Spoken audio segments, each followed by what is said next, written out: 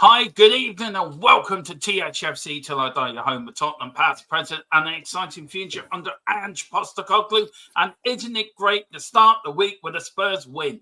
It's fantastic.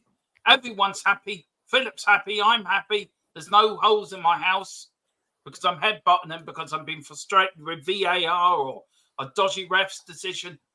But a great win and Ange Masterclass, or as some people are saying it, a poor Everton side. Don't worry, me and Philip here as Philip is the Jimmy Hill of the channel, and he will put his points across. Well, you are, Philip. You are the Jimmy Hill. You're very controversial in your points. I haven't got his chin, though. I haven't got his big long chin. That's the only thing. Yeah. No, we can make one for you. Don't worry. Oh, thanks. Nice. Yeah, but you are controversial in your points, Philip. So you have. Well, I can be. I'm not. If I feel something needs to be stressed strongly, I'll do it. Yeah, like the Europa League, which we're going to have to explain on Wednesday. You're doing bingo, so you've got out of that one. So, nice. You've got out. Me and Tequila have got to explain it with Boris. Three of us have got to explain that. I'm sure you'll do a marvellous job. I watched the thing tonight on YouTube explaining the whole thing, Philip. No word of a lie. It put me to sleep within 15 minutes. Right, okay. That doesn't sound too good now. Yeah. No. Philip, how are you? Good evening. Happy with the performance on Saturday? Absolutely. Yeah, absolutely.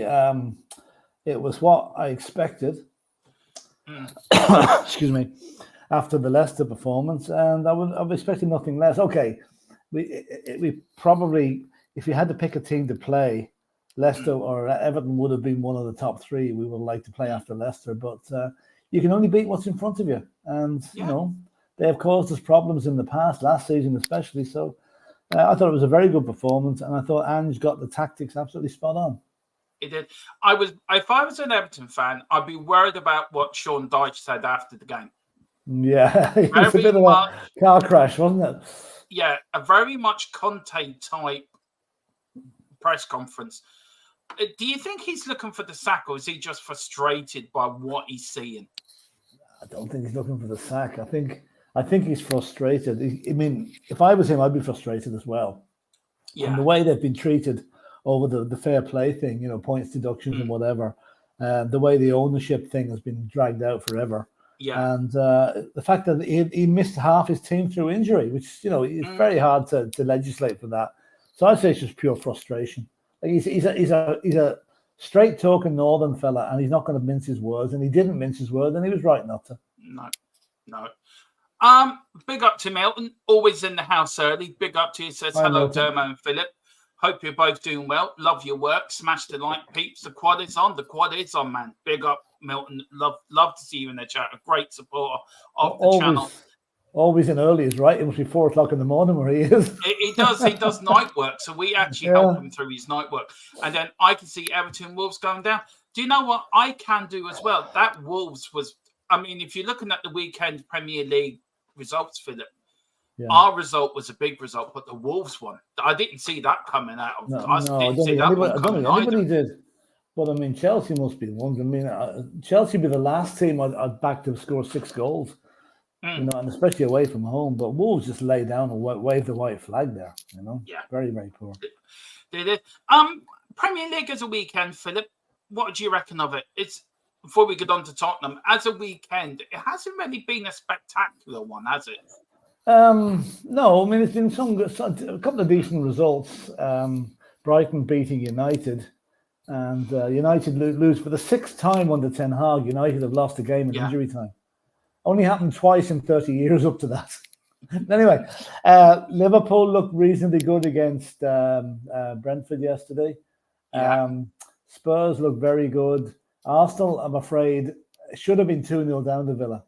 Ollie Watkins, what are you doing? How did he miss that? Both of them. Yeah, I know. He scores a wonder goal in the Euro Championships for England at the tightest of angles, and he misses an open goal. Gifted to him, really, by that Arsenal defense. I make a prediction for Villa. They're going to do exactly what Newcastle did the year they got into the Champions League. They won't be able to cope with it. They won't be able to cope with it. I don't think they will. I think they might surprise you. I don't know. Maybe they've got good players now, I have to say, but I just get the feeling that was a tester for them. If they'd have beaten Arsenal on Sunday there, then confidence would be really, really high. Now they're going to be wondering, hang on, maybe we are a one-season wonder, Yeah. Look, for me, over the weekend, I think, look, Everton was a bad result. Wolves was a bad result. Didn't see that one coming. Yeah. I think for me, Newcastle and the VAR, which you went through on ref watch as well. Yeah. I did have a look at it, Philip. How is that not a goal?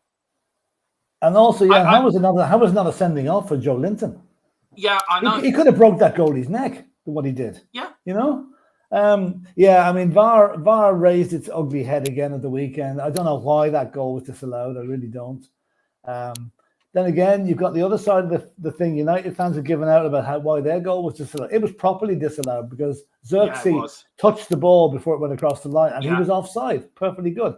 But the Bournemouth goal, I don't know. I just don't know. No, a match of the day, they were giving out about Rashford, and rightly so. Yeah, he was very, very lax there. He had a complete view of vision across the line. All he had to do was take a step back. Okay, it was great the way he flicked the ball in with his heel, but he should never have been in an offside position. No. He was actually offside twice in the same move. Yeah. Let's go through the rest of the chat and let's go and talk about Tottenham. That's what we're here about. We've got Tequila, big up lads. Not sure if it was a masterclass. Of course it was. Everton could be the worst Prem team I've seen in many a year. Derby a few years ago made a very good point, actually. Look, where are you on it? Was it an Ange Masterclass or was it just a poor Everton side, Philip? It was a combination of both, really. Ange did get the tactics spot on. The players took their chances. But let's face it, Dermot, if the same players, more or less, had taken the same chances, apart from Solanke, obviously, on Monday night against Everton, we would be joint top of the league at the moment. Yeah. Probably would be top of the league on goal difference. But they didn't. But he made sure it didn't happen again. And he played Everton too. He played, a weakened Everton side, we've got to admit. But there are still no easy games in the Premiership. That was probably, if there is an easy game, that was probably it for us now for the whole season. But we won it. That's all we can do. We've got 3 hard games coming up now. Yeah. That's when the test will arise. Whether we can get points from those games. And Newcastle is a place, I said it in Dave's predicted lineup, that is there any psychological sort of demons in some of them plays? 2 bad results up there for the last 2 games, Philip. Are they going to go up there with any scars? And how do they put that right? I don't think so. I think we can look to previous results at Newcastle. We won well up there. So I just think we've got to forget last season. Last season's gone. It doesn't matter now. It's completely history. Go up there with the confidence a 4-0 victory can instill in you. Newcastle, they were reasonably okay in the second half. They were very poor in the first half. Bournemouth could have blown them away in the first half. Yeah. And if we play like that if we play like we did on Saturday against Newcastle in the first half, we can do the same. So, I know maybe I'm joining a delusional club here, but I think Spurs will put those last 2 results up at St James's Park to bed on Sunday. I don't look. I slightly differ from you. Maybe I'm not being delusional enough, but maybe I think it will. But I'll give my reason in a minute. We've got Tequila saying, feel bad for Everton. I was a soft spot for them. So I think we all do in this channel, really, in one way or the other. But what a bad team. Other than Pickford, they could all be championship players. Well, Calvert-Lewin is a good player. And they do have a couple of decent players. But they're missing the players that make them tick. Yeah. The fighters, and Seamus Coleman was missing. Yeah. Branthwaite was missing. They're the players that make Everton a reasonable team. Not a good team, a reasonable team. Yeah. Yeah, it is. It is. Big up, gents. Big up, Mr. Terry White. Hope you're doing well, sir. Big up, Tequila Saints. Big up to everyone. But Milton, have to say, this channel and Jose's channel are my favourite. Well, thank you very much. Very kind of you. Big up to Boris. Evening, lads. Hope you're all doing well. Big up. Normal resume next week. The Boris and Philip show will be back next week. Or next Tuesday or Wednesday. But don't worry, guys. It will be back this week. Killian, big up. Panel, rest in peace. Yeah. So, Sven-Goran Eriksson passed away today. Yeah, he did. Poor fella. Yeah. Where I heard in Sky Sports he's been one of the best managers in the last 40 years. Where would you rank him? Yeah, he was unlucky. He should have. He took England to Germany in 1991, was it when the 90s or early 2000s, wherever he managed anything, and they beat Germany 5-1 in Germany, which never happens. He was unlucky. I think he had good players under him, and but he's very highly thought of. I don't think anybody had a bad word to say about Sven-Göran Eriksson. You know, he was a good guy. Yeah, he was a good guy. Yeah, and 2 World Cups, 2 European Championships without penalties. I think the one World Cup where England should have won was 2002 when they lost to that freaky goal against Brazil, Ronaldinho. I think if they had beaten Brazil, they would have won that World Cup, personally. Possibly, yeah. Ireland should have beaten Spain in that World Cup as well. Thank you a lot, Roy Keane. Yeah. Thank you, Robbie. Yeah, Roy Keane. Robbie Keane was putting the goals in for us that day. Thanks, Roy. If you're watching, Roy Keane, thanks a lot, man. You really let your country down.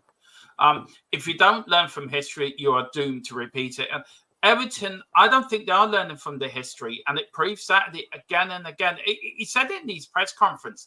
Every season, they start at the bottom of the hill and they get up to the top of the hill, and then they start at the bottom of the bottom.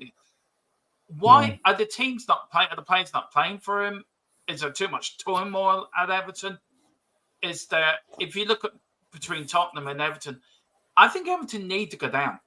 I think to sort their problems out once and for all. I think, but the Everton are probably one of the. I think Arsenal may be the same. No, maybe not even Arsenal, but they've never been relegated in the history. No, them or Arsenal have never been relegated. So, that's quite an achievement. They will not want to go down to break that. Because my worry about Everton is they go down to the Championship this season, right? They open up their new stadium, the brilliant new stadium. They're going to be the best team in the Championship, and they won't get out of it. They'll do a Leeds. They'll be stuck in the Championship for about 15 years, and that's what I think. So this is why it's vital for Everton to stay up. If they don't, I think they're going to be heading for all sorts of problems. Yeah, that's true. Big up to Milton McDonald, the legend that is the man himself. So good evening, good afternoon, and evening, gents. I think we're better buckle up. Ange's team will have our nerves twitching until seasons. Well, if it doesn't get beat. Isn't that better than being sitting falling asleep watching Conte ball? It is. If one of them doesn't give us heart attacks, nothing will. Yeah. No, I mean that's it. I mean, football's supposed to be entertaining. It's an entertainment sport. Yeah. You know. Big up, let's Killian. Entertain us. Yeah. Terry writes this. The next 2 games are going to show us what we're made of. Exactly. Yeah, that's true. He said a good performance, but I'm concerned about our defense because of the way we play. We are going to get into that. Meant about Spurs, we shouldn't forget last season. No, we shouldn't forget last season. And this is why but it is history, though. I mean, if you keep harping back to last season, all you do with last season, you tell the lads, listen, now, see what happened to Newcastle last year? Do not let it happen again. And that's it. Yeah, but move forward. But what happened to the year before? They must have said that last season. Don't worry, lads. Look what happened last season. Don't let it repeat itself. I think the year before was an exceptional one, Dermot. When your goalkeeper runs up the white flag at half time and walks off, I think that's unheard of, and that's never happened before in a Tottenham shirt. And that one was a hard one to come back for. I can't explain last season, but I'm just thinking this. Looking at the way our defense is set up at the minute, our defense on Saturday was much better. I think this new defensive coach they've got in now is starting to work a bit of his wonder on that team because we just look more solid, you know, and I'm hoping that will continue. The test will be against teams like Newcastle, where I don't think we'll be as gung-ho and play 6 attackers. There'll be an extra defensive midfielder drafted in for next Saturday, be it Archie Gray or Bentancur if he's back. But we're not going to play the way we played against Everton. We can't. Well, that would be suicide. No, I'm not saying that, but I'm just thinking there's going to be a psychological blockage because of the last 2 defeats. Hang on, so let me finish. The last 2 defeats on there, because I think there will be. Because I think if you go up there and thinking, we haven't won here twice, we've conceded so many goals. It is going to play in your mind, Philip. Human nature is. We don't know how this affects. They can have all the psychologists, all the people to talk to them about it. But deep down, will it affect them? And I think it will affect them. Well, it's not going to affect the new players because they weren't there. It's not going to affect Bergvall. It's not going to affect Solanke if he plays. It's not going to affect Archie Gray. So, and it's up to, every team, I'm sure, has its resident psychologist working with the players. And this will be working overtime on this one this week to try and erase whatever happened in Newcastle over the last couple of seasons out of the way. You know? I mean, look at the times we used to go to Chelsea, right? And nobody gave us any chance. Then suddenly we go to Chelsea and we win a couple of times on the bounce. So it's got to change somewhere. It's got to finish somewhere. And I have a feeling Newcastle are not firing on all cylinders, or nowhere near it at the minute. The only Newcastle player that worries me, the two of them, is Anthony Gordon and Isaac. They're the only two that worry me. After that, we can cope with them. Spurs are very entertaining, that they are. There's no getting around that. Yeah, so strap in, lads. Yeah.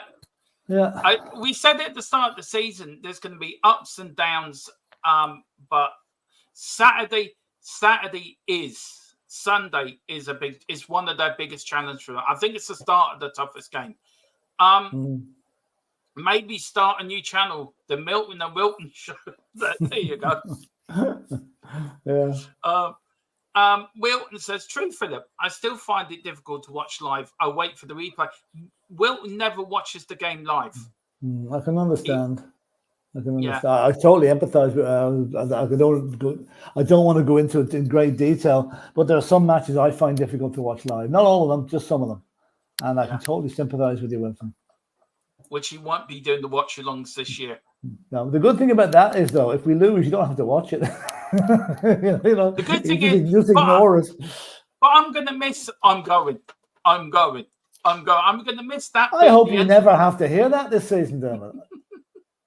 Well, you won't be on for the biggest game stuff. That's the thing. I could be there in the background. I could surprise you. Yeah, I'm going. Go on then. Tequila says, do you think Ange should only invert one fullback against the two? That's a very good shout, actually. Yeah, it certainly will be more defensive. It has to be. You can't go to a place at Newcastle and go gung-ho football. It's got to be a little bit more reserved. So that's what I'm saying. You probably tell Doji to stay where he is, right? Let Porro do his thing up the right-hand side. Yeah. And he'd also bring either Bentancur back in if he's fit or Archie Gray to shore up the midfield. Not Basuma? Well, Basuma will be there anyway. Oh, yeah, I'm assuming Basuma's going to be there. But I'm just saying one of the attacking players will drop out because you can't afford to go there and play too many attackers, No. I'd say Brennan Johnson will be the one to drop out. Yeah, I hope he is because I'm getting sick. I didn't want to get into it. I was going to get into him later, Philip. But Brennan Johnson, for me, I'm done with. I'm done with him. I'm done defending him. I'm done backing him. I'm done. He's a Spurs player. I will support him when he plays, but I'm done defending him. That's it. He's let me down too many times. Yeah. If he comes back and scores a hat-trick now, what will you do? I'll just say fair play, but Philip, he just really frustrates the hell out of me. He's not he cannot play full 90 minutes. And that Odegaard... He played the 90 minutes on Saturday there. I didn't take him off on Saturday. Yeah, and he didn't do anything. What did he do? Jack all. Odegaard did more on his side of the wing.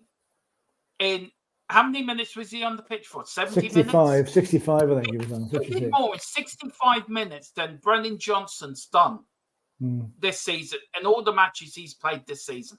Yeah, okay, fair point. I'm not going to argue with you, but I'm not going to start knocking Spurs players at this early stage. If that becomes a trend over 5 or 6 matches, yes, certainly. But I don't think he'll be in the side in the next 5 or 6 matches. And that's going on. That's going on from last season as well, Philip. It's not about this season. The miss he had against Sheffield United. Remember the miss against Sheffield United last season, the last game? Yeah, okay, I'll take your point. But, I mean, let's face it. It's not as if he's the only player we have in that position. So I'm not really that worried. I mean, we can play Odegaard there. We can play Kulachevsky. We can play God knows who else. So, he will be a squad player, I reckon, for most of this season now. Because Odegaard, to me now, is a much livelier prospect going down the wing. And as I said, Philip, he did more in 65 minutes. He took his man on. He attacked his man. Yeah. Brennan Johnson gets there. And He doesn't do anything with it. At least when Odegaard got to the corner flag, he sort of jinked his man, and he's looking, do I pass it or do I cross it? He's looking at options. Brennan Johnson's head down. Now, when he picks his head up, he's got 3 blades around him, and he can't do anything with it. Instead of looking up and looking ahead, thinking, right, when I get so far, is there a player in the box, or is there a player I can pass it to? You remember Tony Galvin years gone by, Philip? You can back me up with this, right? Tony Galvin used to run down that wing, but you always got an end product with Tony Galvin. Do you know what I mean? And Chris Waddle as well. You got an end product of these guys. I know it wasn't Johnson's fault that we paid 50 million for him. I know that. But footballers are late developers. But I've rallied backed him, and I feel let down by him, Philip. I don't feel let down by him. Because I backed him so much. But like a young lad of his age becoming a £50 million footballer, that's a huge burden on his shoulders. He's expected to perform week after week, and he's not just up to it at the moment. Now, I think he will do. Like, I mean, we could have been sitting here in 2007 or 2008 talking about Gareth Bale in exactly the same way. I remember Gareth Bale coming to Tottenham. He couldn't kick a ball straight for about 6 months. But look what he turned into. So let's hope that Brennan Johnson is a slow developer when it comes to that. And this time next year, we're saying, Jesus, and we criticised him last year. He's brilliant. That's the way it can go. If he does that, Philip, I'm the first one to say, look, I was wrong. Oh, I know, but you might not be wrong, Dermot. You might not be wrong. You might just have a delayed action wrong. It may well come good yet. But I hope he does. Do you know what again? You look at Odegaard. How many times did Odegaard, or how many times did when Burville's been playing, they're looking ahead of themselves. They're looking at 3 or 4 passes ahead of themselves. You look at Bergville when he plays, right? And you're a big Bergville fan, right? Yeah. And he gets on the ball. He's looking 3 passes ahead of himself. Well, it's a slightly different play. He's playing from the middle, whereas Johnson's playing out. So you do get a different vision of the game. Yeah, but you look at Odegaard now on the weekend. How many times was he thinking, right, do I cross it or do I pass it back? At least he tried. Johnson just gets up the wing and he stops, and he then has to think about what am I doing instead of thinking ahead.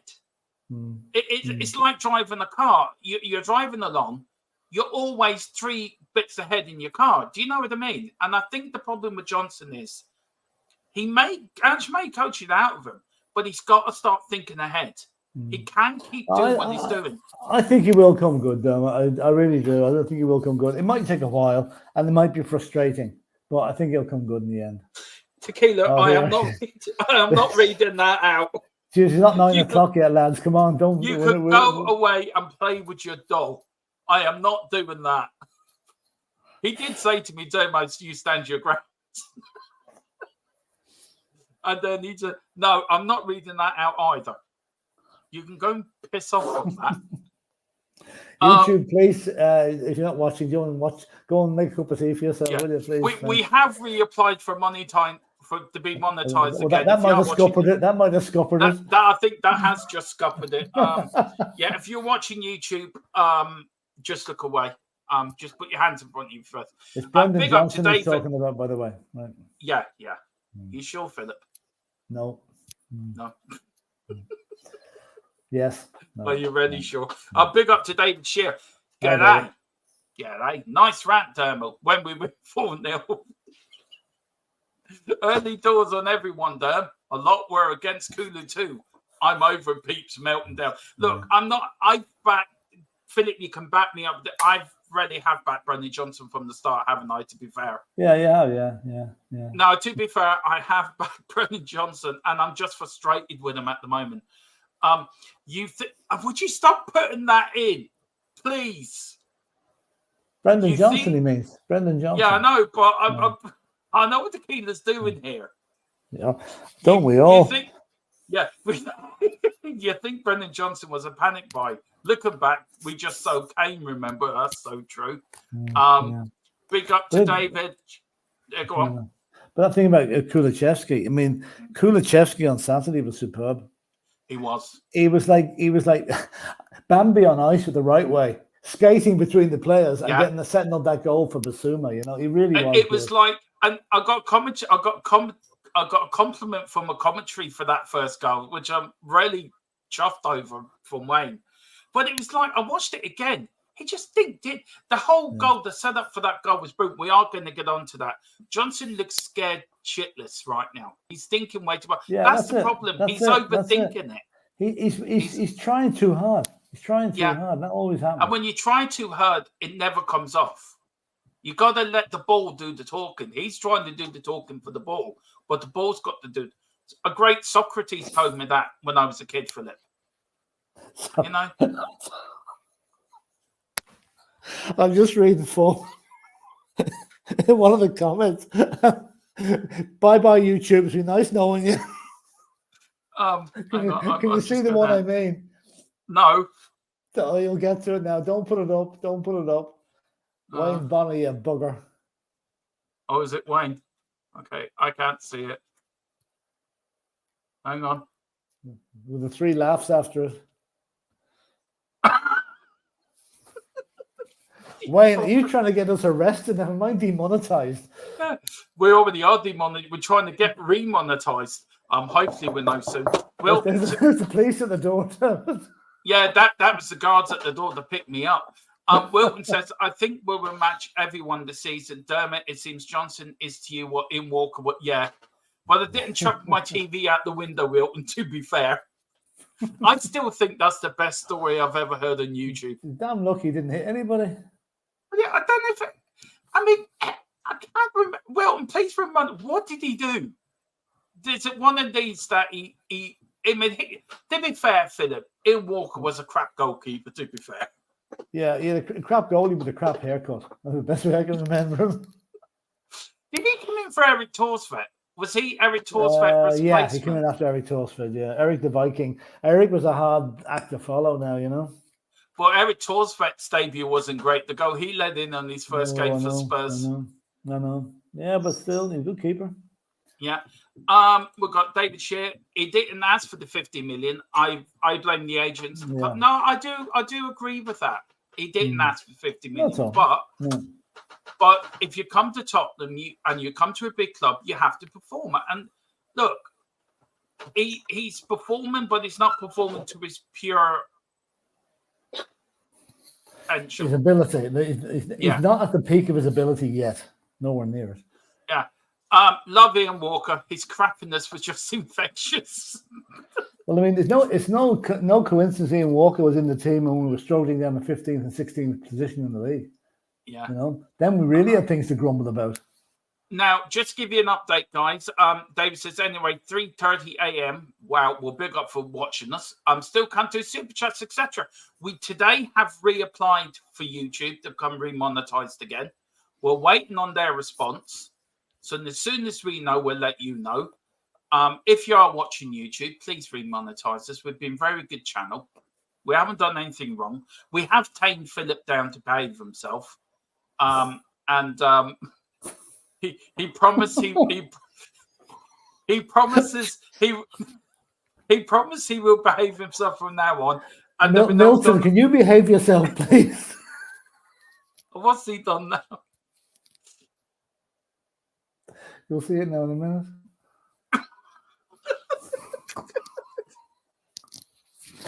Lads, I think there's a conspiracy going on tonight there, but they're trying to get us to say something that'll be. I swear to God, right? Scupper the whole thing, you know. Yeah, I know we're trying so hard to be professional. No, so we'll wait. As soon as we know, David, we will let you know straight away. And look, we do apologise. There is the Patreon. And when we know it's not the same as YouTube, I know it's not the same to you to be more interactive. And I know you don't get whatever next to your name and that, but do bear with us. We have reapplied now. It can take up to 30 days, but I'm sure it won't be that long. So as soon as we know, we still don't know why we didn't get. We still don't know why we got demonetized. They wouldn't tell us. Still not tell us. Yeah, we're still none the riser. But if you are watching with YouTube, please, you're keeping food from little Jimmy's mouth here by not monetizing us. Do you know, little Jimmy? You're living little Jimmy without no food. Come on, YouTube. Please, sir, can I have some more? Yeah. That's it. If you do refuse this, we will send the Godfather up to see you, Philip. That's you. No, okay. YouTube still hates us. No, we don't know yet. Hello everyone. Tequila, I feel players should read the play on the pitch and act accordingly. Exactly, David. Spot on. Look, I'm not reading these out. You're trying to catch me. It's a bit like the cockle cock clock. Did that myself. Johnson has now competition from Wilson. Yeah, he does. I believe Ange will not hesitate to make changes. No, he won't. Tequila, get your minds out of the gutter, lads. I was talking about Brendan Johnson. Now he tells us. Now he tells us. Big up Tequila with the big smile. Big up Geordie. See you Sunday. See you Sunday. Yeah. See you Sunday, Geordie. Nice win against Everton, lads. Yeah, it is. Good day to everyone in the chat. We've got good day. Hey, Wayne Bonner. How you doing, Wayne? Simply Ace, Brennan is a substitute impact player and nothing more. The Everton game says it all. Yeah, I agree with you. I think we just lost a subscriber for some reason, Philip. Wayne says I'm innocent. No, you're not.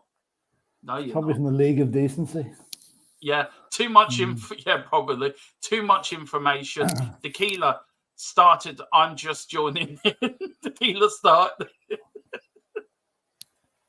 Oh, this is what this channel's about, isn't it? Really, yes. In some ways. Wayne's getting that morning excitement.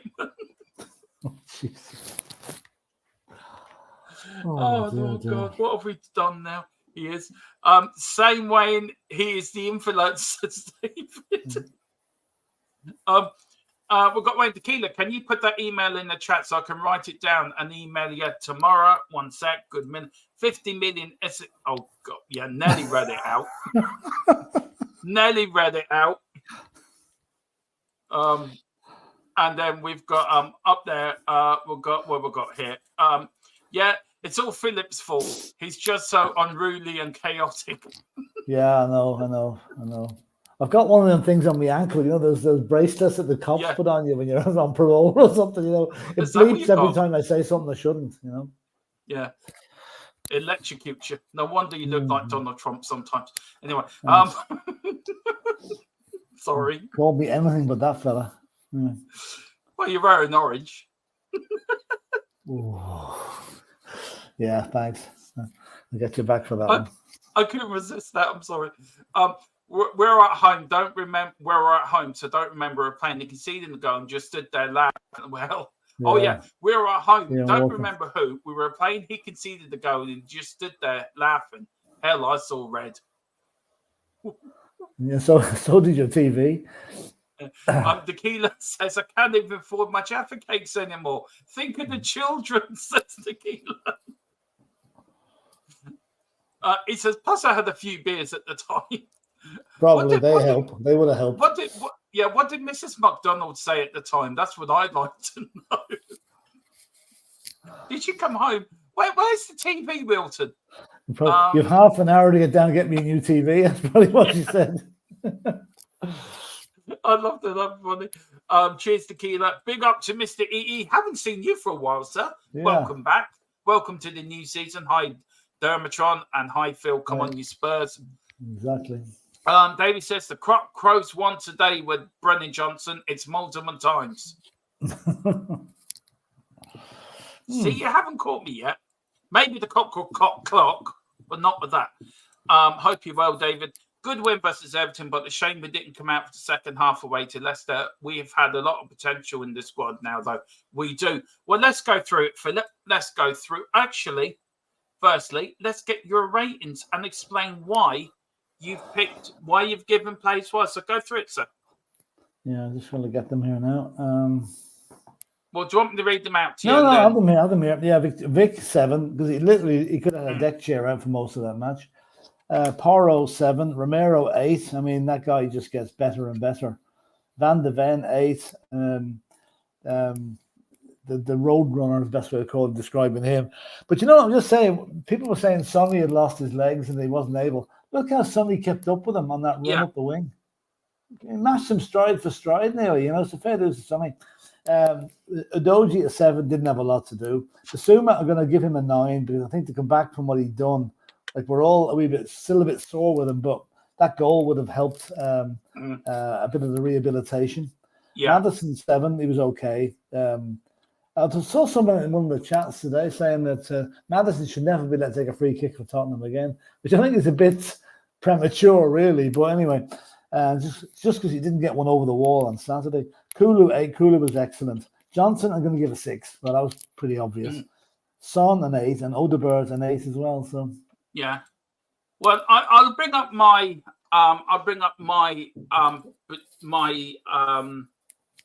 thing. Just let me move studios. Look at that. How quick can you be, Philip? Look at that. I would give Vicario 8. I give Porro 8. I'll give Romero a 9. I'll give Van der Ven a 9. That run, Philip, from his own area to the Everton area to leave it 80 yards. 80 yards he ran. Yeah. Incredible. It's incredible. I'll give Destiny 8 as well. I'll give Basuma 8.5, Philip. I thought Basuma was fantastic on Saturday. He was. And we will get into what Ange said about him. Look, I've got a question about Basuma in a minute, so we will get to that. I'll give Kulu an 8. I'll give Brennan Johnson a 5. I'll give Madison 7.5. I'll give Odegaard as well 7.5. What a debut. He done well in his debut, to be fair. And then I give man of the match to Sonny with his 2 goals, and I give him 9.5. I thought he was exceptional. He was. On Saturday. He turned up. He didn't in the second half at Leicester. Well, I noticed it did. They're both huddles at both half. And Sonny was leading that. Yeah. So the team spirit seems to be pretty good now. Yeah. So Philip, look, how can Spurs build on this performance in their upcoming fixtures now? Well, winning instills confidence in a team. So we've won a game, we've won it well. I'm sure there was a lot of not anxiety, but there was a lot of frustration after the Leicester result. Not the performance, so more the result was more frustrating than the performance, because for 70% of the game we played very, very well. It's that 30% we didn't that cost us. But anyway, they eliminated that against Everton. So now we've got to go up to Newcastle. Put last season and the season before out of our minds completely. However they manage that, just do that. New players coming into the squad, mix around the team a wee bit. Don't be quite as gung-ho. Be a little bit more defensive. And I think we can get a result up there. She wasn't home, so I had to get it. Yeah. Oh, big up. Wilton said, I think it was just a great all-round team performance. It was. It really was on Saturday. Would be unfair to grade each player in a way. Great for Biss to get off the mark. And that was his first goal for Tottenham. Yeah, in 56 games. Yeah. Now we've got David saying we need a left back, so urgent to cover competition for Destiny. Porro couldn't go forward for Brennan Johnson, and Spence at the back. Kulu helping with Boris Johnson was noticed. I'm not falling for it, guys. You can do as much as you like. They're all trying to catch me out, by the way. I know. What do you think of Kulu's performance and Jed Spence when he came on? Because he played quite well, Jed Spence. He did actually. I mean, he's the Lazarus man of the team, really. Yeah. I mean, we've written him off completely at the start of the season. He's going to be out on loan or sold or whatever. But no, he's buckled down. He's got on with it. He's got Ange's confidence now, which is a big thing. He had to work damn hard to get that, and now he's got it. And he's going to be a good squad member for us. Now he's not going to play every game. He's going to come on the sub whenever we need him, but he's good. He's a good guy to have in there, and will probably save us 20 million from buying someone else. Yeah. Look, it's just all hell's going to break loose now. You know, when he's in the chat, all hell's going to break loose. Okay. Batten down the hatches. Yeah, David says Kulu needs to play in the middle. So where does Bentancur fit in with Sarr? I don't know. You see, I would play Bentancur, Sarr, and Kulu in the Madison role. No, I'm going to give Madison a little bit more time. I think he's showing some sprouts that he's back to his normal form. And also, I think if Madison isn't doing it, then Bergvall can come in and do it. I think Kulu is going to be a floater. I think he's going to be playing on the wing for some games and then more centrally for others. It will keep the other teams guessing because Like, he's good wherever he plays. He just lacks a bit of pace for the wing. But like, if he plays like he did on Saturday, he's undroppable at the minute. Yeah. Look, let's get into the stats, Philip. Look, it was at the Tottenham Hotspur Stadium on Saturday. 61,357 with Edsy. Spurs win 4-0. I mean, the stats just say it all, don't they, Philip? I mean, look at them stats. 7 shots on target for Spurs, 13 shots in total, 806 touches, 609 passes, 22 tackles, 11 clearances, 12 corners, and 11.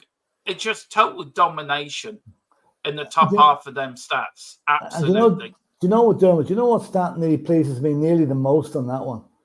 And it's the one you didn't read out. No offsides. We're managing now to time our runs right. Yeah. Sonny kept himself right on side for the pass from Van der Ven. And so that, I mean, okay, for Richarlison to be on the pitch for Spurs and not to have an offside is quite an achievement. So I think we're getting that right. Look at the passes. 609 against 251. The corners, I think we had 7 corners in the first 15 minutes. We did. You know, so we've dominated. Everton, 10 shots, only one of them on target.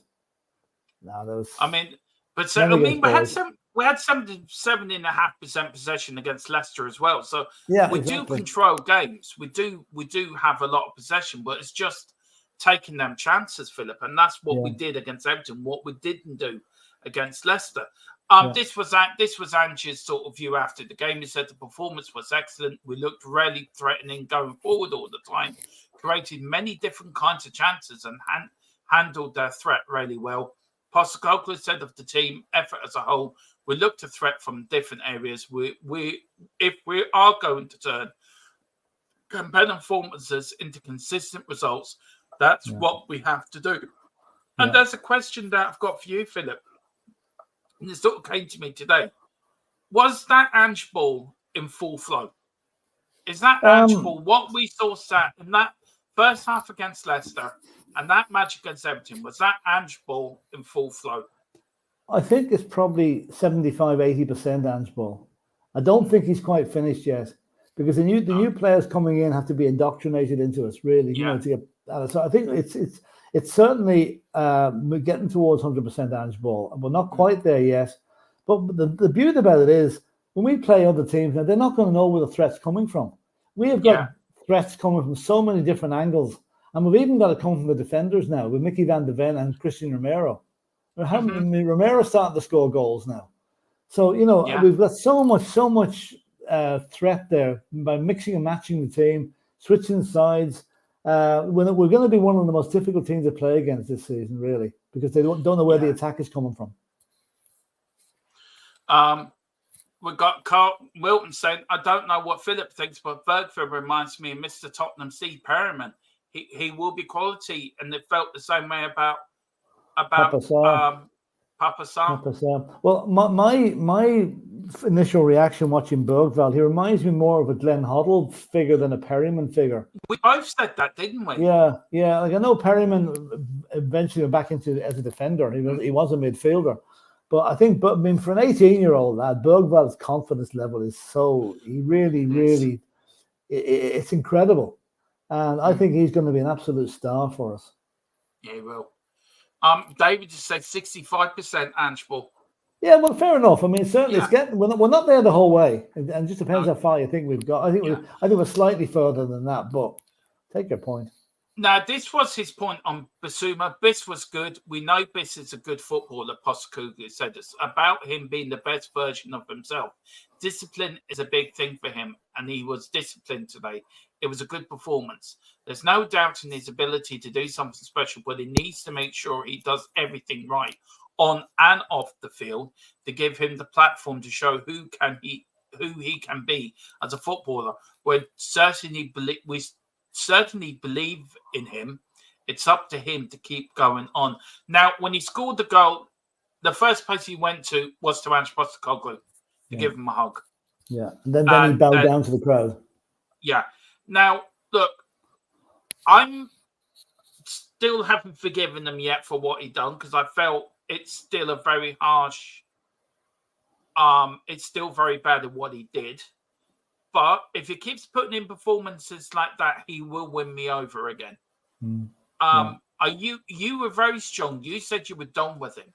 I was, yeah. I mean, I was, but then I didn't think he'd be back in the side as quickly. And to do what he did now, if he wants to win back the fans, keep doing what you did on Saturday. That's all I can say about that. I do think what he did was wrong. I think he was, but I also noticed too, he had all his family at the game on Saturday as well. So he obviously knew before Saturday he was playing to get them all there, you know. And I think there'll be a rehabilitation scenario here where he will, let's face it, if he blots his copybook again, he's gone. Yeah. There's no second chance on this one. But I'm willing to temper my thinking on him that if he plays well for Tottenham and performances like he did on Saturday, then he will win the fans around. And forgive and forget, I suppose, is the best way. My only worry is the FA might come along now with a size 9s at half an hour late for everything else and slap a ban on them for doing it. That's my only worry. But I think if the FA did do that, you couldn't really blame them for doing that because they have to set an example as well, Philip, to be fair. Yeah, but they could have done it at the same time the club did it, in conjunction with the club. Not have a drip feed thing. You know, if you're going to punish someone, do it all in one hit. Get a club ban and an FA ban at the same time, then that's at the end of it. Yeah. But he's probably sitting there wondering, and every time the phone rings, is this the FA telling me I'm charged with something? You know? Now, if that was a Conte or Mourinho, he would have been out the club. Do you think Ange is the best manager to deal with this? And I think he is the best manager to deal with this sort of situation. Yeah, I think Ange is probably, being a sort of a hard-nosed Aussie. Yeah.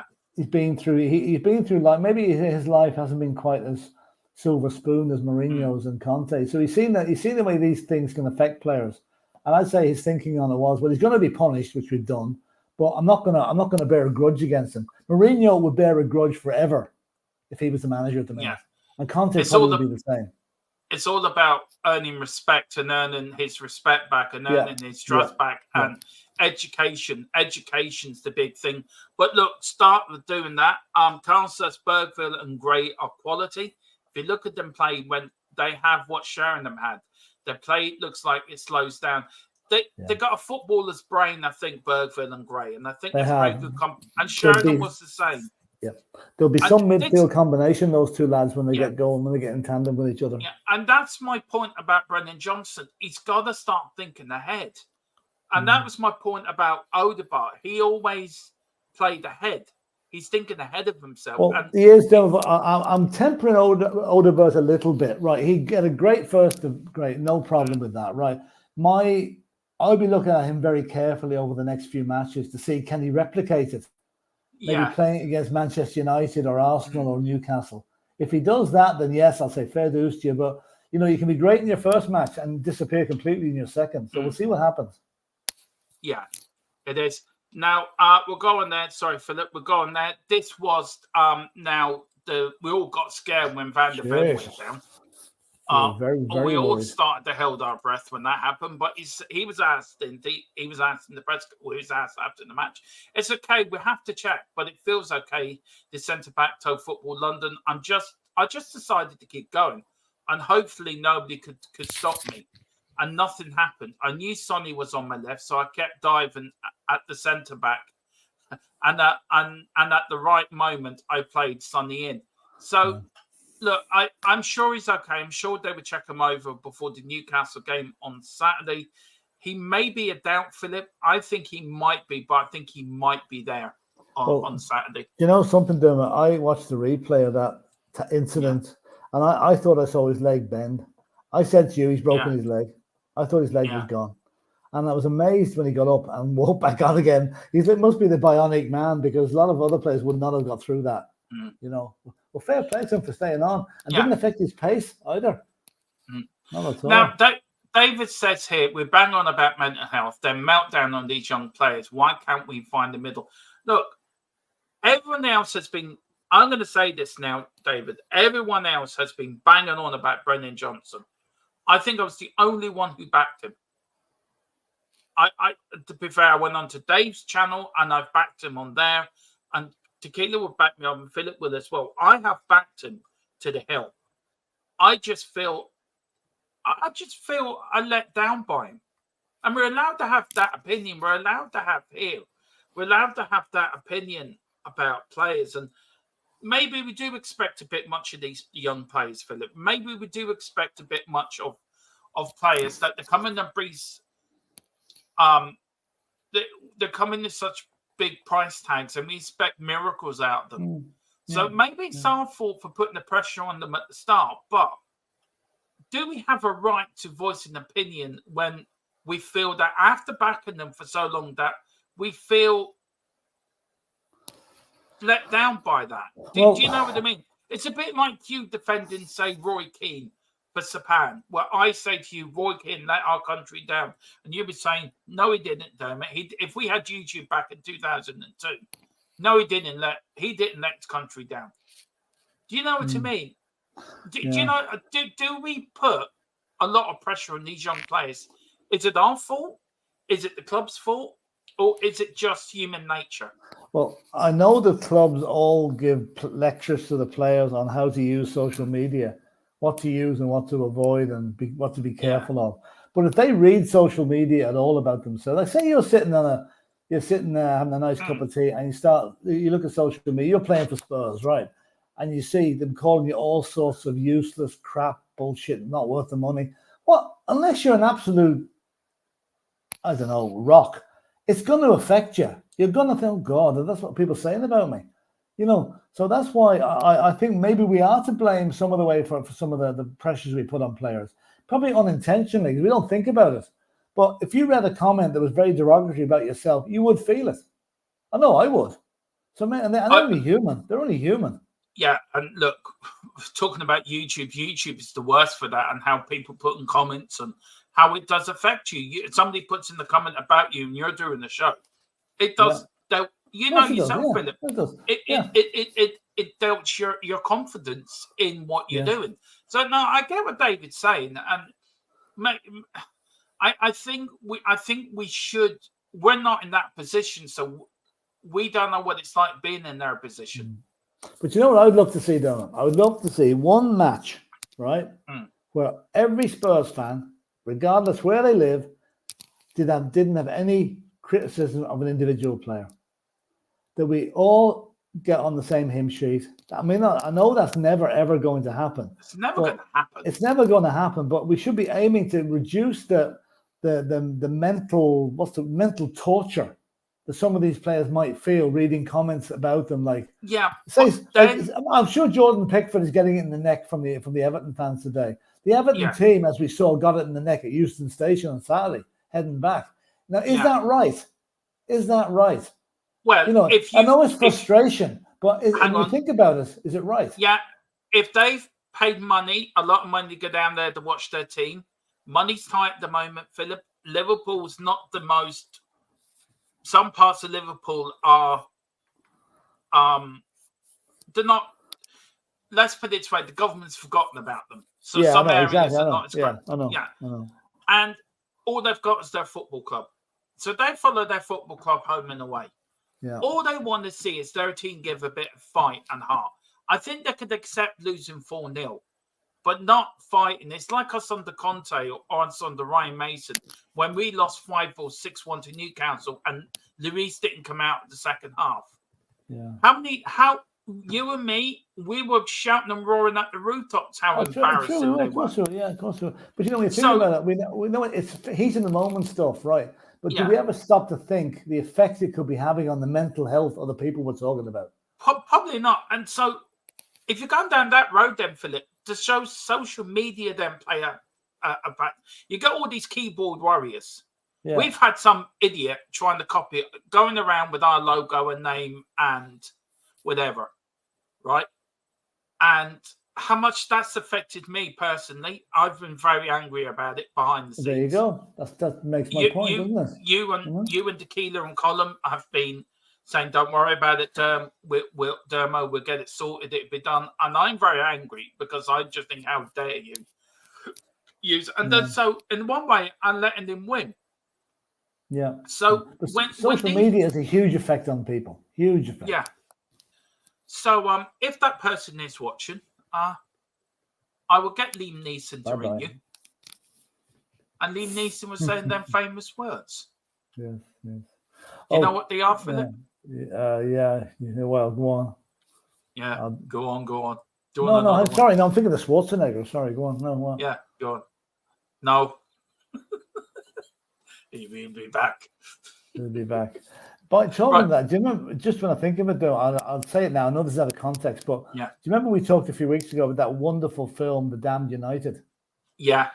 It's on BBC One at 11:30 tonight, 11:15 tonight, if anybody hasn't seen it. I record that. Yeah. Look, there's a manager, right, that ripped into players and got the sack within 45 days. He did it the right way, though, didn't he? Called them cheats and everything. Yeah, but that's the point. Do you know, that is the point. Do you know how a manager can lose a club within 45 minutes, 25 seconds of coming onto a training field?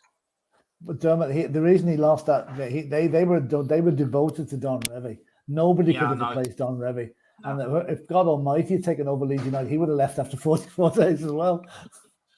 And then went to Nottingham Forest, and the rest is history. Exactly. Yeah. Khan, I thought he was sanctioned. He was sanctioned for betting worse than Tony. I don't know what that's all about. That's Paqueta. Getting the 3 bookings himself. He should be banned for God knows. He should be. I would not be surprised if big up Simply. So I would not be surprised if Bergfield breaks into the first 11. I'm sure Europa will give him a chance. Yeah. Wednesday, meet Tequila and Boris. I do know Europa League special. We're going to explain to you how it's going to work, the new rules, how it's set up. Me and Tequila are going to university tomorrow for a crash course on a PhD in quantum physics. To work it all out, you need to be a qualified mathematician to work this out. I just think it's the Super League. It's the Super League in all its form and glory. Let's get back to this. Reguilón, Philip. With regards now, I saw this article. It's about Barcelona, and Barcelona are in for Reguilón. Now, this is the last bit of the article. It says, with regards to Reguilón, they would try to do a deal on their terms. This is Barcelona rather than Tottenham's terms. Tottenham want to make a sale, and that's 100% the case. Can Barcelona purchase him? We know he won't cost that much. Barcelona will be well aware that he's a player Tottenham want to sell. Could Tottenham use that to their advantage to get a player from Barcelona like a Rafinha or somebody like that? Yeah, because simple reason, Barcelona aren't allowed to register players at the moment until they get rid of some. So if they got rid of Rafinha to us and took Reguilón, that would be a let's say it'd be a real mugging for Tottenham to get Rafinha back in. It really would. Can't see it happening, but Reguilón won't go there unless another player leaves Barcelona. In fact, I think they're waiting to register 2 or 3 players ahead of him. Yeah. So it might even be that easy. We've got Simply as I have a maths degree. Funnily enough, I probably I'm not looking forward to doing it. Big up to Chris Welsh as well. Big up, lads. Hope you well. Big up, Chris. Great to see you inside. We've got Hog God 10 as well. Big up, Hog God 10. Big up, James. Good evening, Dermot. Philip Coys. Big up. David said Dave Harris is a top man, Neil. He wears his heart in his sleeve. Yeah, I think like me and Dave are sort of the same on that, really. Masterclass performance we had against Everton. Big up to Dan as well, another legend. Can't trust those flat cup guys. I don't know what I've missed. You can. I'm so far behind the chat. Oh, here we go. I'll start from here. David says, it is the money. It's the money in the game, Derm. That influences everything. Comes down to money. David, just spot on. Absolutely. Tequila says mental health does affect everyone. Brennan Johnson leads a life most people can only dream of. Yep, that's so true. So whilst I understand it doesn't make him immune, he can afford the best treatments when he can buy it, while most of us have to wait 3 years to get help. Trust me. Yeah. Look, this is where I think Tequila does make a very good point. They can get it like that, where the likes of you and me have to wait an age to get anything done. Cool. And that's the difference, isn't it? It's all monies. I mean, you and me, with my back, I can ring up tomorrow morning and ring up a private medical company, well, I'll pay you whatever to get my back up done. I could have my back operated on tomorrow night if I went private. Yeah. It's all about money, isn't it? It's That's all about. That's it. David says we should stop waiting for a slip up. Just in my opinion, you're dead right. Politics, wherever side. Do you want to read that out, Philip? Maybe I've read it out wrong. Stop waiting for slip up. Just my opinion. You're dead right. Politicians, whatever the side, don't give a toss. No, they don't. They don't. No, they don't. Big up to Neil Shafton. Yes. Why would the Irish Hospital try to bring down this channel? What? They haven't. They wouldn't. They haven't. Strange. That's very strange. Explain yourself, Mr. Shafton. I think it's just sarcasm. I think he's joking. Yeah. I don't slag off anyone.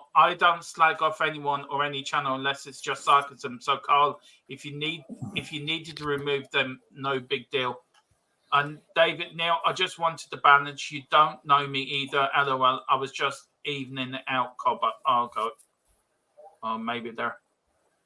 I'm not great looking after the chat. I lead the chat to my mods. So my mods are not doing a very good job tonight. I'm gonna have a mods debate. Now, Philip, a little bit about Alistair Gold. He noticed in his YouTube channel about Tottenham's defending.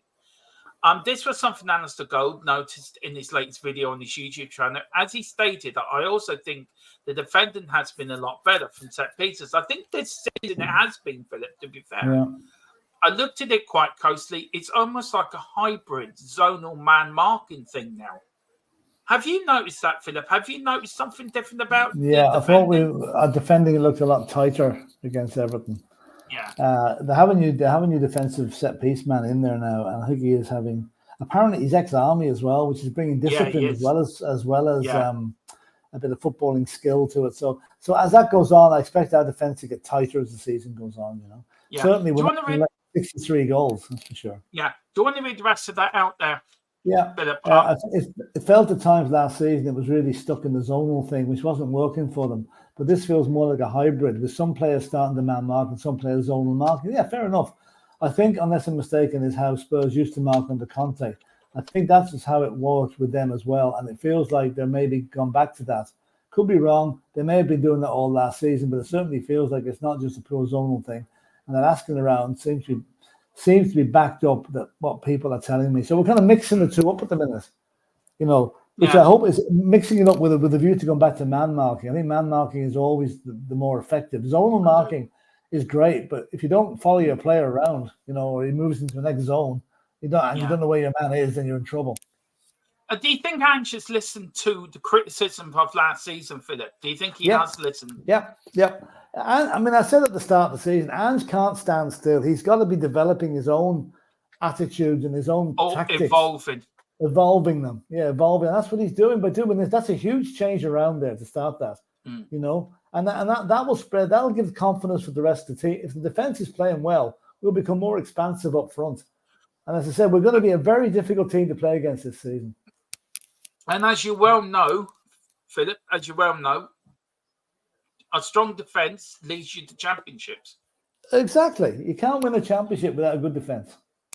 Or cups. So, look, I know we talked about it before the start, so before we get into the last thing we're going to talk, which is going to lead us on to me and Tequila show tomorrow night. What, for you, would be a good season, Philip? Because I said at the start of the season, if we don't win anything and we finish sixth, I think I did say Ange will get the sack. No, I did say that at the start of the season. Tequila, I was on with Tequila and I said it. Because I think you're going backwards then, because you're finishing sixth. But what for you would be, I know we all want to win something, but what is the breaking point for you? What would be a really disappointing season for you? For you to say, to come around at the end of the season and say, do you know what? I think we need to change the manager. What would be your breaking point? Well, if we came 6th and 1-0, if we went backwards from we came 5th and 1-0 last season, if we came 6th and 1-0 this season, now I'm not going to say sack Ange. At the moment, that is the last thing on my mind. I have a feeling though, with this, the club is geared up. His second seasons are always successful. They so are. I'm going to make a prediction. I'm hoping to get top 4. Now we've got competition. We've got Chelsea. Look like they might finally get it together. You've got Villa. You've got maybe Newcastle. You've got Man United, Liverpool, Arsenal, City. They're the teams we're up against, really. I think if we get top 4 and a cup, that would be an unbelievable season. If we came 5th and got a cup, that would still be a big improvement. Yeah. So I think a trophy is the thing we need to go for. Yeah. And now, look, I am Ange. Can I just say I'm a very big Ange Postecoglou fan. I am Ange, but I did say at the start of the season, I think I was on, maybe Tequila can Tequila can quote me, but I did say it on the show with him when we were talking about this. So, I mean, look, I want Ange to succeed. Ange does always succeed in his second season, Philip. But did he paint a rod for his own back when he said in a press conference last season, I want to be challenging for the title? No. Is that realistic? Is that realistic this season? Why not? I mean, you can't say, I'm going to be challenging for mid-table. You'd be classed as a defeatist if you said that. So why not come out and say you're going to be challenging? Okay, they might say, look at that fella's talking rubbish. But I mean, he's sowing the seed in the player's mind. This guy wants to do something for this club. This guy wants to succeed, and it's up to us to help him do it. Okay, we'll probably fail. We will fail. We're not going to win the league. Yeah. But you might as well put the illusion out there and get fans talking about it. Because as I said, you have to aim high. If you don't aim high, you don't succeed. Yeah. Now, that was a big thing for Bill Nick, wasn't it? If you don't, if Tottenham like it's not in Europe, then he had that quote, if you aim high, if you fail. And do you know, there was a quote from Bill Nick, we'll find it. But you look at the Premier League this season, Philip, you've got the Man City thing hanging over the Premier League's head. Do you need to go, Philip? Soon, Dermot, it's gone past me curfew here. Okay, well, listen, I can finish off. And Would you mind? No. It's just once it goes past 10, I'm kind of on a bit of things to do here. But listen, I really enjoyed that show. That was really good. And thanks, lads, for the interaction. It was brilliant tonight. It really was. It really was. Okay. Some of it now was a bit risque, but we'll pass on that, you know. I hope that YouTube weren't watching. Yeah. All right. Listen, you're back on Thursday, Philip? Thursday, yeah. Back on Thursday, yeah. Yeah, back on Thursday. We'll speak to you then. Maybe Philip might do a pre-record or in between them, guys. He will be getting out. Philip, what you got coming up this week very quickly? You got your history pre-record coming? Well, a history of pre-record for Newcastle coming, and obviously doing the watch-along on Sunday as well. We'll be doing the Europa League on whenever. And then draw on Friday. The draw on Friday, and the transfer market, the last day of the window on Friday evening. So it is. There you go. So we've got what that come. Thank you for Tequila jumping in to help me finish off. The substitute has come on now, so I can drop off an early bath now. Okay. Yeah. Right. See you later. Right. Bye, Tequila. See you later. All right. Bye. Hi. Bye. Hi. Tequila, Bye. thank you so much. I wasn't expecting you to come on, man. I know this is your day off, so I'm really appreciated. And I was meant to be doing my gaming show, but my co-host is a bit ill, so we've had to kind of move it back to Thursday, which is my other day off. So I've had to move it to Thursday. Well, it works out well, doesn't it? It works out well. Just very quickly, while you're here, do you want to talk about what we're doing tomorrow night? Because it actually, this last bit talks into what we're talking about tomorrow night. And this is look at this, guys. I just come on and he puts a picture of my favourite bloke right in front of my face. That's a welcome, isn't it? Yeah. Now, this is the thumbnail for tomorrow night. And the question is, Daniel Levy, Tottenham's visionary leader or Tottenham's biggest obstacle? That is the question. That is the question for tomorrow night. Now, I also want to put out a point. I'm not Levy in. Tequila will tell you I'm frustrated with Levy as most of you, and you can back me up in that, can't you, really, Tequila? I can be as frustrated. I think I am frustrated with the transfer window, but this here, and we are going to talk more about this tomorrow night, guys. We thought we'd get started it tonight for a few minutes, Tequila, while you're here. Amanda Staveley wants to buy a 650 million stake in Tottenham Hotspur. Staveley is stepping up a bid to buy into Spurs and being backed by serious money from the Middle East. The group would buy an eternal stake within Spurs with a view to buy even more. Now, I put this to our source, our channel source. This is what he come back with. Yes, she is interested in investing in Tottenham. Nothing will be done soon, November or December. It will be done. So, Tequila, I mean, what's your view on that? I mean, what do you want from any investment? Initially, the 600. I mean, I thought Levy. If I'm wrong, then someone tell me I'm wrong. And these are a lot of these are rumors.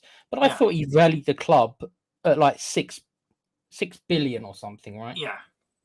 So if that is the fee, then that's about 10%, give or take, the stake that they'd be buying. Is that enough to give her power? I don't know. It won't give her much. It'll give her a say in the scheme of things, but it won't be that much. And also, I know your sources said that maybe it will lead to more. So it's the more part that I'd be interested in. Maybe she's going to invest his money, and this is her way of getting her foot in the door, so to speak, and that's what it is. I'm the only reason I'm skeptical of it is nothing to do with our source, because he's normally pretty accurate, but because we have been here quite a few times over the years, and it's never quite transpired. Let's be honest. So until it happens, I'll remain a bit skeptical. It could be that she's interested in doing it, but her being interested in doing it and Levy agreeing to it are two different things. Yeah. So we'll have to wait on that one. We'll have to wait, but more on that tomorrow night. I was going to ask Philip one question before he had to go. We're talking about Tottenham and what I said, what would be a good season for Ange. Now, the Premier League have got a few obstacles coming their way. They've got the Man City thing to sort out. They've also got to know what they will do if Man City have been found guilty. How does that affect the Premier League? And how does that affect the title race? So, if Tottenham are there or thereabouts, and don't forget, Liverpool are under new management, so they could have a bit of a wobble. Man United are not all that great, as we saw at the weekend. Probably Arsenal, probably the only ones that look solid, but Villa should have been 2-0 up in that game in the first half and missed two gilt-edged chances to beat them. If Tottenham were consistent in their playing, Tequila, Man City are found guilty and say are given an 80-point deduction, right? Could it be that Tottenham could be in the title race this year? That's a lot of ifs and buts. Yeah, I know it's a lot of ifs and buts, but if you're trying to put it all together, and does Tottenham have to be thereabouts just to be consistent? Do you think Tottenham could just accidentally fall into a title race?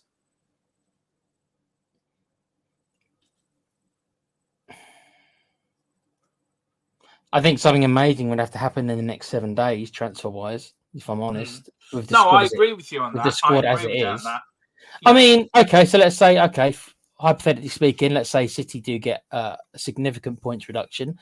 I actually want them thrown out more than the points reduction because I don't think it's harsh enough. But we won't get into that for another time. I still think Liverpool, although they've got no signings, I saw them play and under Arne Slot, and you know what? We were after Arne Slot. We were seriously after him, and you know the story of that. So he is a highly rated manager. Yes, yeah. If there is going to be a weakness, it will be this year for Liverpool, as is because obviously he himself has got to get used to the league. But their team it's not like he's going into a bad team. No, they're a very, very good team. So I think that them Arsenal. So we would still need to beat those two obstacles. If City get a point deduction, it makes our route to the top four much easier. Because I put in the chat that I think there's probably about a 20%. Because I think the fourth place could be one of 5 teams. I really believe that. But I can't predict.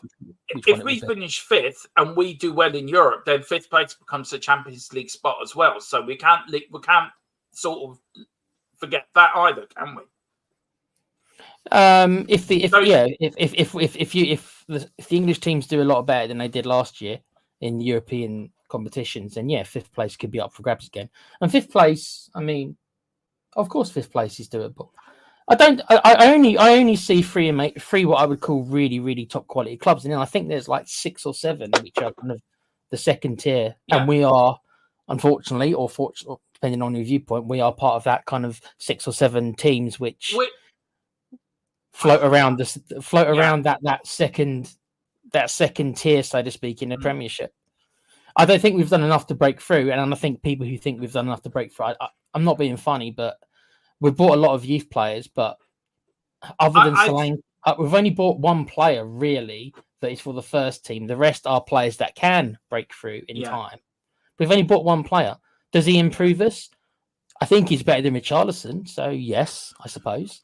But is that enough to make us jump from fifth place to fourth? I don't know. But maybe. As I said on Dave's on Saturday, do you know if that was Ivan Toney, does he put them chances away? And the answer to that is probably yes. I think he's a better striker than I know that some people on our channel also don't agree, but I think he's a better striker than.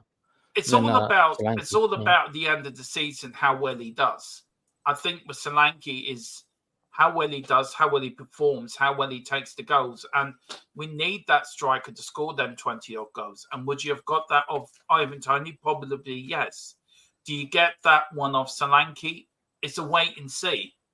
So maybe he may well turn out to be a great signing. Maybe he does. Maybe he does go and get them goals, and maybe will be proven wrong. But the thing is, Dermo, it's like Richarlison, right? We were probably willing to sell him, especially for the Audi from the Saudi league, right? If we would have got that bid, I'm pretty sure we would have sold him if he was willing to go. He wasn't, so that kills it, doesn't it?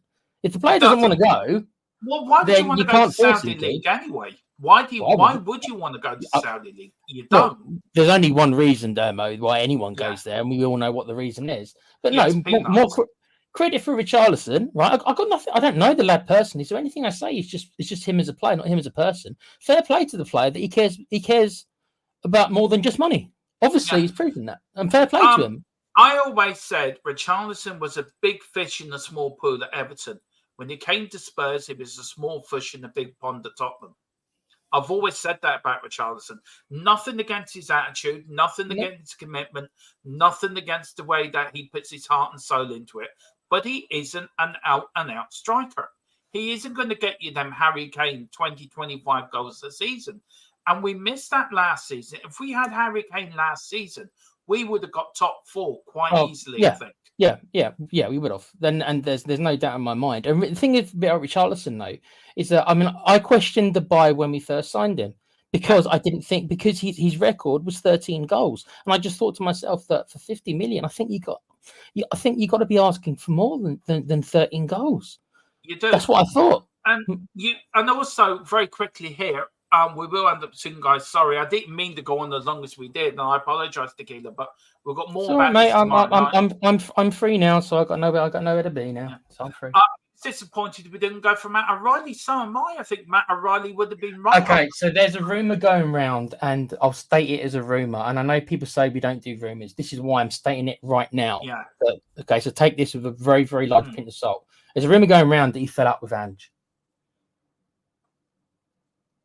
Well, maybe that's true. And that's the reason that we haven't gone for him. That's the rumor is that he fell out with Ange, and that's why Ange hasn't gone in for him. That's the rumor. I told you, take it with a big pinch of salt.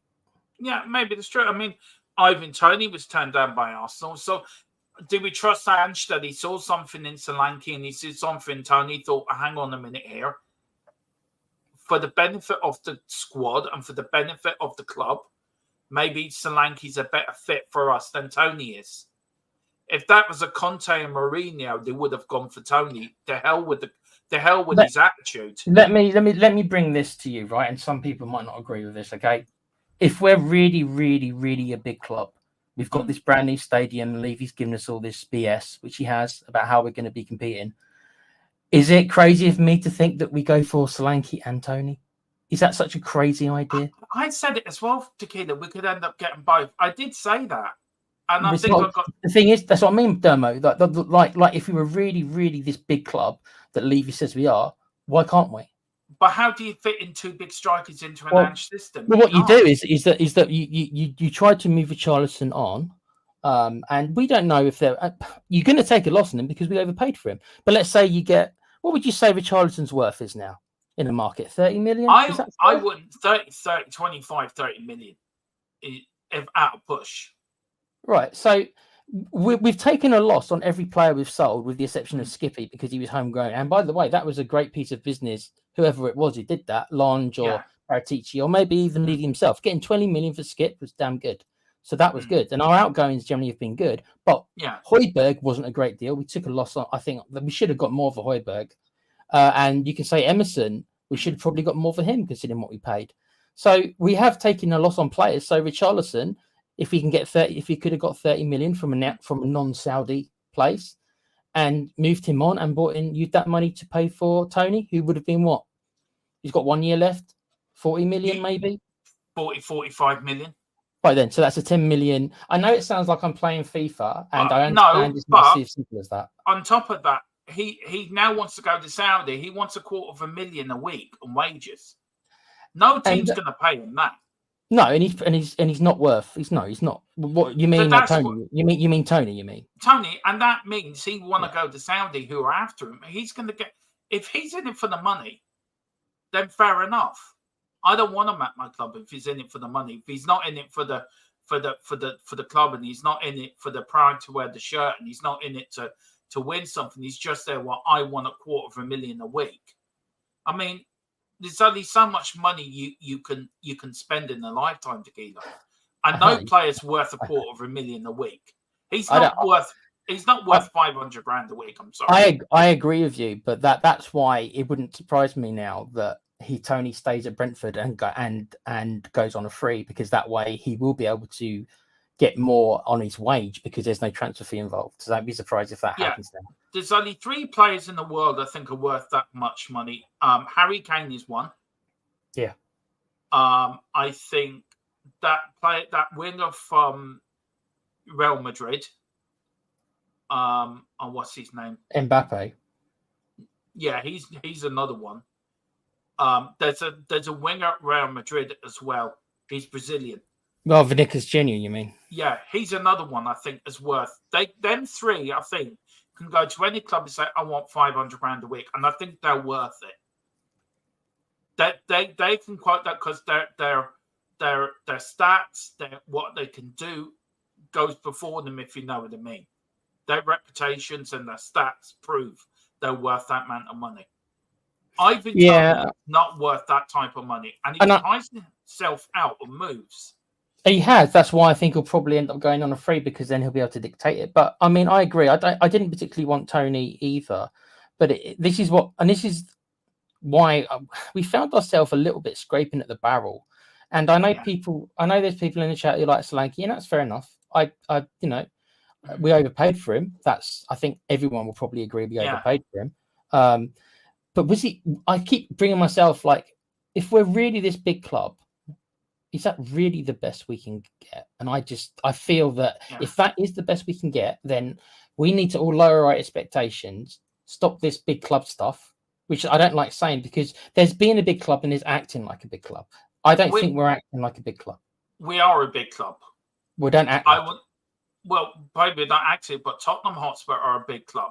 Don't name those places. Then those in charge are doing the disrespect to Spurs then, because then we are not acting like exactly. And that's the point that frustrates me. What frustrates me, and we'll get more on this tomorrow night, guys, is the history side of it. We don't respect the history of the club. We don't respect our former players.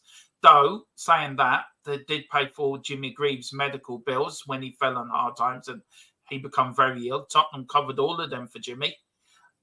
We did look after other players as well, the 60 double side that we've helped out and paid for medical bills. So there's a lot that happens behind the scenes that Tottenham don't put out in the media. And maybe Levy should put that out. Maybe people might see him in a different light if he put out all what he does do for the club for former players. And I think it's ridiculous that we don't put out that we do help a lot of former players that fall on hard times. I know we've even been behind helping Paul Gascoigne in some way, shape, or form. I don't doubt that we haven't done anything. I mean, I keep thinking this is how my mind works. I'm sorry. No, but the point I'm making, Tequila, is maybe Levy makes a rod for his own back because of all the bad stuff he does. The sacking of managers, not backing managers, not buying for 3 transfer windows.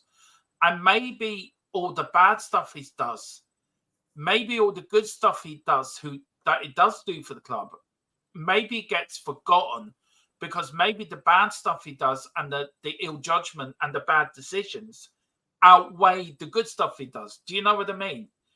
And I think he's got to, if he says he's a custodian for the club, well, look at other owners. Look at Martin Edwards, what he did at Manchester United. He didn't forget the history of Manchester United. He embraced it.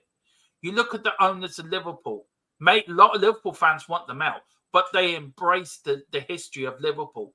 You look at Newcastle. Haven't won a trophy in God knows how many years.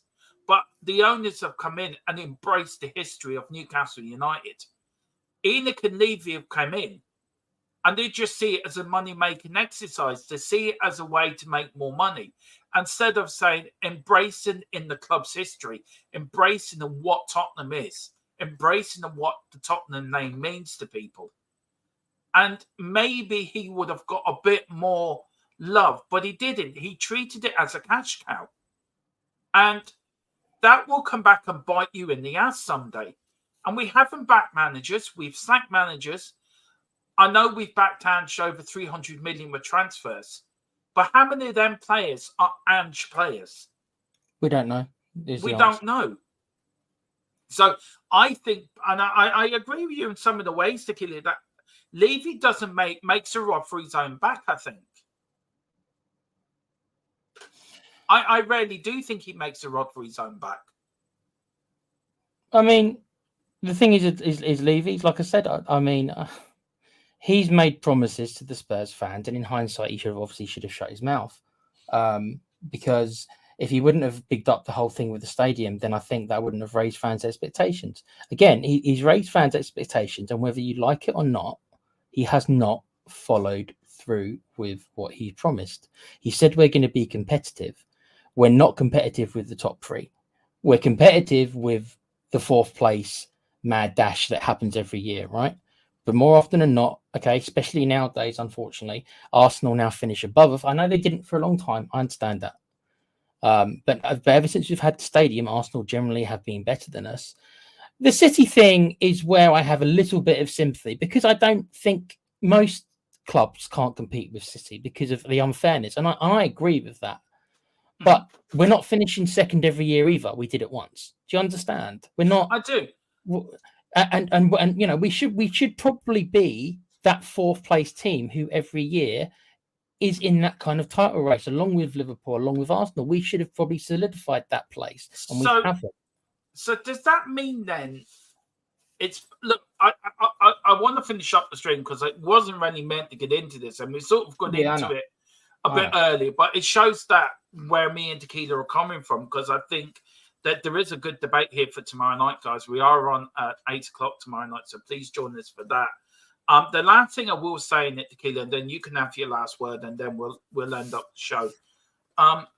Is it a case of bad planning? Is it a case of getting the wrong people for the wrong job, but now he's got the right people in the right place? It's a bit like a jigsaw. Did he get it wrong? And we have got the Champions League finals. We have got to semi-finals. We have got to League Cup finals. So for a kick here or a kick there or a decision here or a decision there, we could have won the Premier League twice. We could have won the Champions League. We could have won back-to-back League Cups, and we could have won a couple of FA Cups.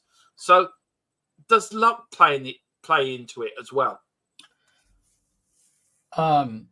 You're right about some of those cup finals, but I feel like we're in court there, mate. Exhibit A. So what I'm going to do, I'll say this, and then for me, this is the thing that that I'm going to rest my case on with the court. Right?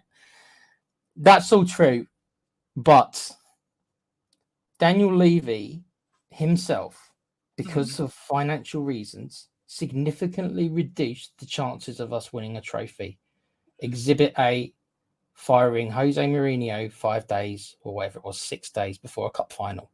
Not having this super manager to come in. If that would have been different, Demo, if he would have had someone to brought in, given untested and unknown Ryan Mason the chance to give us our first trophy in how many years. Levy decided that financially he didn't want the hassle, because he knew that if Jose would have won the title, it would have been harder to fire him and probably would have cost him a lot more. So he made that conscious decision to reduce the chances of Tottenham winning a trophy. I don't think there's any more proof I need to say after what Daniel Levy cares most about. That is Exhibit A. I'm not saying he obviously thought we still had the chance, but he single-handedly reduced the chances of us winning that trophy by that decision. Right. So on that point, David makes a point. Big up the card. Everyone smash and like and subscribe. Yeah, we are only 80 away from 90 away from 2K. So come on, guys, let's get there before the end of the international break, and then we're hopefully to hear back tomorrow from YouTube to be remonetized. So please keep it clean in here. COVID hit us, and look, we are. There was a question for that tomorrow night, David. So do join us tomorrow night, 8:00. We are going to, and that's one of the questions I got for Tequila.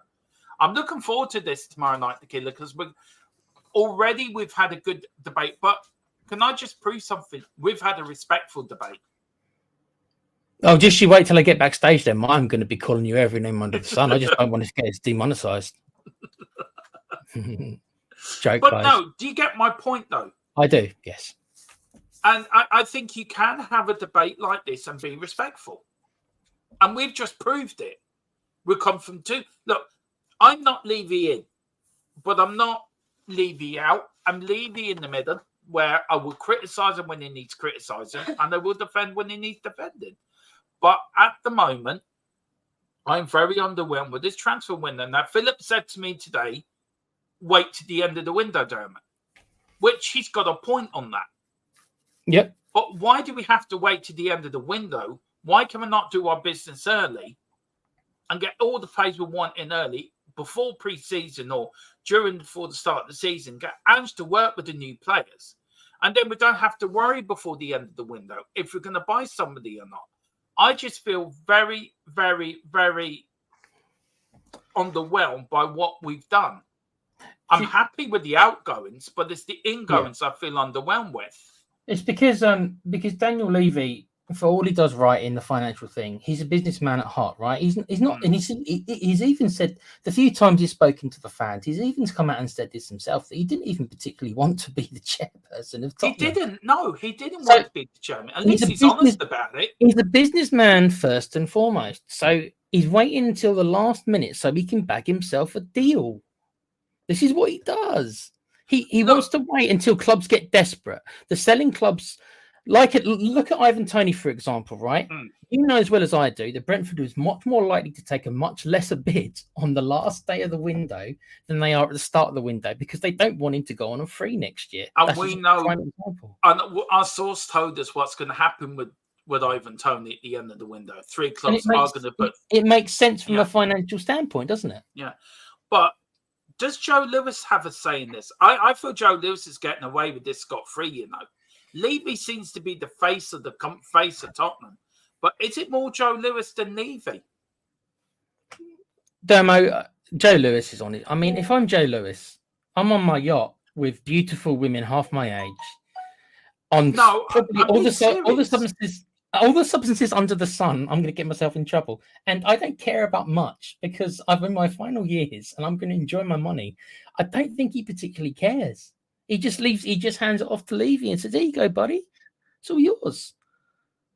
Do you think he plays any kind of role at all? Do you think you and me could? Look, it's going to be interesting tomorrow night. Cold, right? Look, if you got cold, it's right. Actually, he doesn't know it's Monday. He doesn't know what day it is. No, he's probably in somewhere. He probably doesn't know what he got done for in court. He doesn't know. He's hanging out with Joe Biden. Yeah. That's what. Oh, don't you start. Don't, Tequila. You're getting demonetized again, man. Don't even start there. You can't. What a world we live in where we can't talk about Joe Biden without getting demonetized. Deary me. I know. Anyway, it's Harris for president in the United States. In my looks that way. Yeah. I hope so. Can you imagine 4 years of dithering Donald Trump? I'm not American, so I feel bad for the American people, but it's entertaining to watch. Let's be honest. But we're going to end this with some before we get into trouble. Yeah. Some say he dresses up as Donald Trump every Saturday night and he goes through a car park for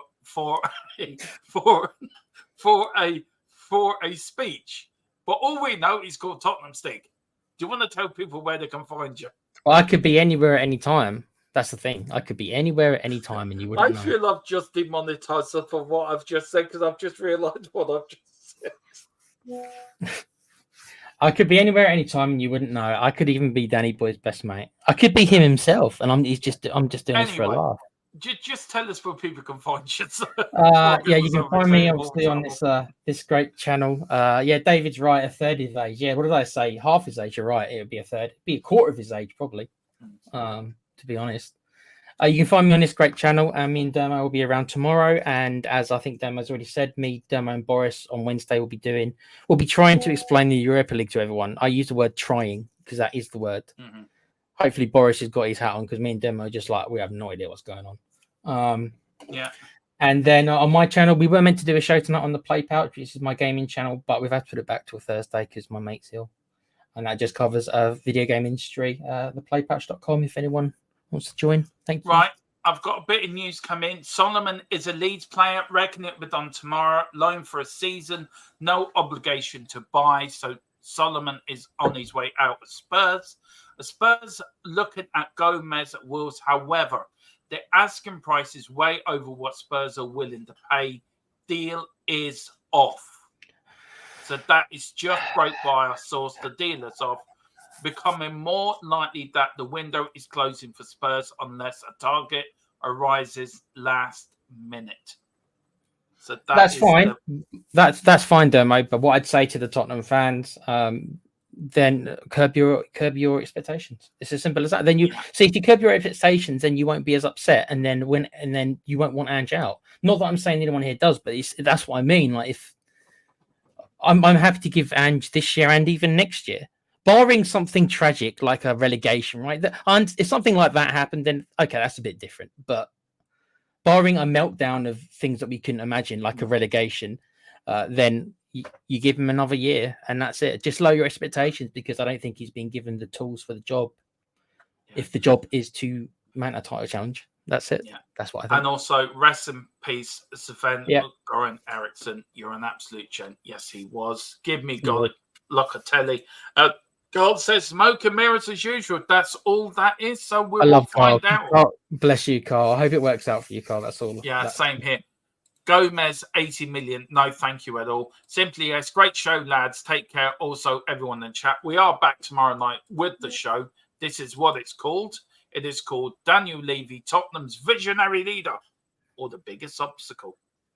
We'll find out. And I hope you like the thumbnail as well, Tequila, because I tried to do it. I like the thumbnail other than the right hand side of it. I could do without that part. What, him standing there? Yeah, with that little look on his face. Yeah, well, he looks like Peter Molyneux, if anyone knows who that is. Does. Look, the 3 points of the show is trophies we haven't won. How's he treated Spurs as a name and a brand, and managers? How's he treating managers? And we will go over all of that. Just wait till we cover the Martignol part, because that was when that was the moment I became Levy out. Before that, I was in the middle really, but how he treated my favourite Spurs manager of my lifetime, I won't forgive him for. Yeah. So that's that. David Takera, the quad is on. The quad is on. Just a little bit more news before we finish from our source. He's late tonight. Spurs still have 4 players they would like to bring in. However, deals now becoming more difficult to complete and less time to replace sold players. So, look, something could happen between now and Friday at 11 o'clock. Whatever you do, we will bring it to you here live here on THFC Till I Die. We're bringing all the latest news. And Friday, we're on from 7 to close of the window. Myself will be on with Philip, with Tequila. Column's going to jump in and out. Maybe Carl might jump in as well. But we will be here. We've got me and Tequila here on tomorrow with the Levy debate. We're back on Wednesday with the explanation of the new Europa League, where me and Tequila have now gone to university, get our degrees in quantum physics, quantum mechanics, everything like that. Friday, 12 o'clock, we are going to bring you the draw for the Europa League live. And then during the day, all the day Friday, probably on and off an hour here, 45 minutes here. We'll bring you up the very latest. And then from 7 to 11, we are doing deadline day. Saturday's the pre-match show, guys, for Newcastle. And then Sunday, we've got Tottenham Team Talk. We have to watch along, and then the post-match live show afterwards when it finished. And that's all it is. Thank you, Tequila, for joining me. Thank you for Philip for starting the show with me. Thank you guys for watching. Please hit the like button. Please hit the subscription button as well. Whatever you do, be kind to each other. Love one another. But as always, come on, you Spurs. In Big Ange we trust. And Tequila, take it away. Quiz. Lovely.